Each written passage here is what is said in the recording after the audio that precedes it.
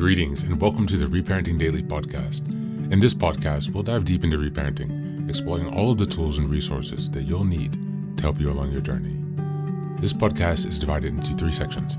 The first is a daily reading. The second is a discussion of the reading followed by suggested journal prompts. And the last section is a peaceful meditation for closing.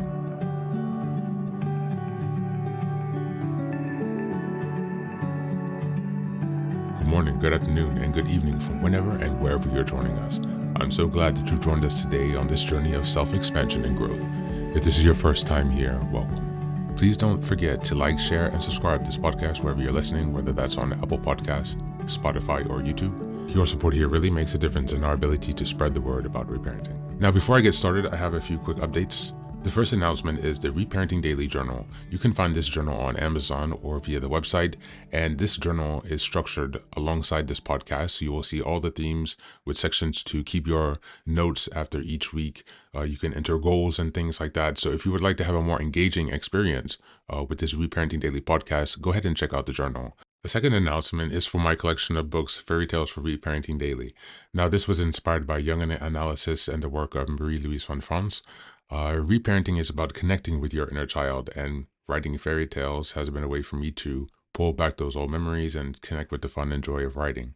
And so the idea is that these short stories are a way to relate to core themes about human nature, the archetypes that exist, and a way to give you a lesson, as well as at the end of each story, there's a reflection piece with additional journal prompts to help you dive deeper to understand how these themes reflect in your own life.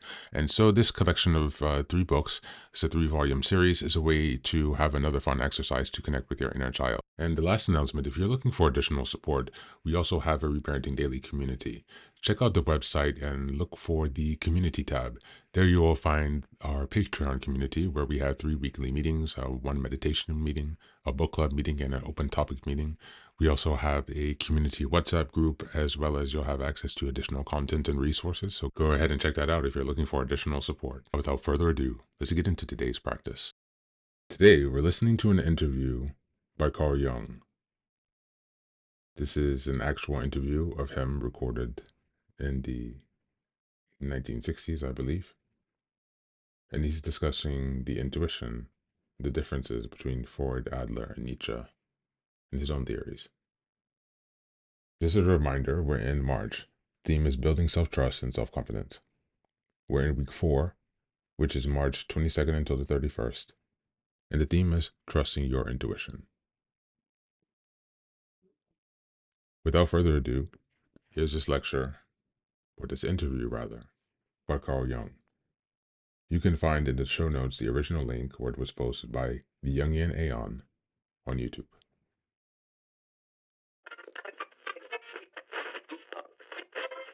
Now, one of the, of course, very fundamental ideas in the original psychoanalytic theory was Freud's conception of the libido as sort of a broad psychic sexual energy. Of course, we all know that you began to feel that, that Dr. Freud might have had perhaps a little bit too much stress on sexuality in his theory. Now, when did you begin first feeling this? In other words, was this the sort of a feeling that you had almost from the beginning? Or as time went by, did you begin to feel this way? Well, you see, in the beginning, I had naturally certain prejudice against his conceptions. And after a while, I overcame them. I could do that from owing to my biological training. And I could not deny the importance of the sexual instinct, you know. Yes. But later on, I saw that it was very one-sided. Because you see, man is not only governed by the sex instinct, there are other instincts as well. For instance, in biology, you see, the nutritional instinct is just as important as the sex instinct. Also in primitive societies, sexuality plays a role much smaller than food. Food is the all-important interest and desire. Sex, that is something I can have everywhere. They are not shy. But the food is difficult to obtain, you see? Yes. And so it is the main interest. And then in other societies, for instance, in civilized societies, the power drive plays a much greater role than sex. For instance, there are many big businessmen who are impotent because their whole energy is going into money making or dictating the laws to everybody else. That's much more interesting than affairs with women. So, in a sense, as you began to look over Dr. Freud's emphasis on the sexual drive, you began to think in terms of other cultures and broader ideas, and it began to seem to you that this wasn't really an emphasis that was universal or sufficiently universal to be important. Well, you know, I couldn't help seeing it because I had studied Nietzsche. I knew the works of Nietzsche very well. He had been a professor at Bali University, you know, and that the air was full of talk about Nietzsche. And so naturally I had studied his works here and there. I saw an entirely different psychology, which was also psychology, perfectly competent psychology, but all built upon the power drive. Do you think it's possible that Dr. Freud was either ignoring Nietzsche or had perhaps not wanted to be influenced by Nietzsche? I mean, his personal motivation. Well, of course, it was a personal prejudice. You see, it happened to be his main point. You know, certain people are chiefly looking for this side and other people to another side. Yes. So, you see, the inferior Dr. Adler, the younger, the weaker, naturally had a power complex. He wanted to be the successful man. Freud was a successful man. He was on top, and so he was interested only in pleasure, in the pleasure principle, and while Adler was interested in the power drive. Yeah, actually, you feel that it's sort of a function of his own personality to some degree. Yeah, it is quite natural. You see, it is one of the two ways how to deal with reality. Either you make reality an object of your pleasure, if you are powerful enough already, or you make it an object of your desire to grab it or to possess it. Some observers have thought that perhaps the patients that Dr. Freud saw in Vienna of this period were often individuals who were repressed sexually. Oh, yes. And that perhaps that so many of these patients having been of this type, that this may have been one thing that sort of reinforced Dr. Freud's ideas. In other words, in a sense that the Viennese society was a rather, quote, repressed society. Now, would you think that this might have been a factor? Well, it is certainly so that in the end of the Victorian age, there was a reaction going over the whole world against the taboos, the sex taboos. Yeah. One didn't understand anymore properly why not. And Freud belongs into that time, a sort of liberation of the mind of such taboos. So it's a reaction then against the sort of tight, inhibited culture he was living in. Oh, yes. And you see, Freud in that way, or on that side, really belonged to the category of a Nietzschean mind. Nietzsche had liberated Europe from a great deal of such prejudices, but concerning the power drive, our illusions as to the motivations of our morality. It was a time critical of morality.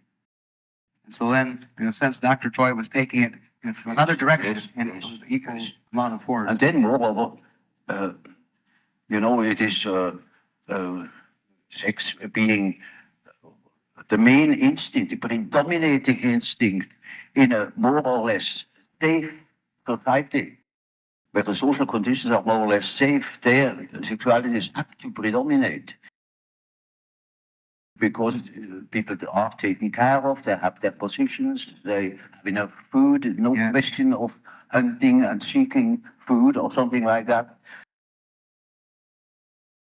Then it is quite probable that the patients you meet have more or less all a certain sexual complex.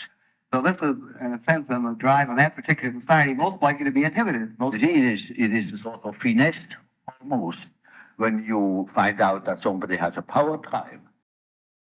and where sex only serves the purpose of power. For instance, a charming man, you know, all women think he's the real hero of all hearts.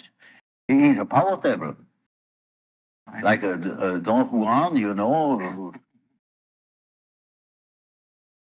The woman is not his problem. His problem is how to dominate. You see? And so you see, in the second place, after sex comes the power drive. And even that is not there.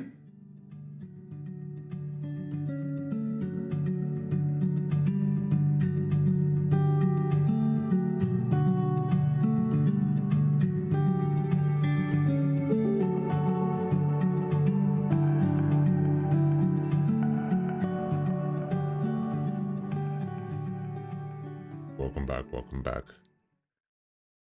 Now, hopefully, if you've been following along with the program for this much time, you're aware of Carl Jung. But if you're not, please take some time to do some research on his work. We'll reference that a lot within this reparenting program, and you'll notice that some of the themes are still appearing, even though I don't reference him directly. So take a look and read more into his views on intuition, and to see how this new knowledge can help you craft your own insight and understanding of your intuition. Perhaps the strengths that you have with your intuition, and perhaps the struggles, the awareness, and how you can build that, what you might need for yourself. As always, that's it for today. Take care of yourself and do be well.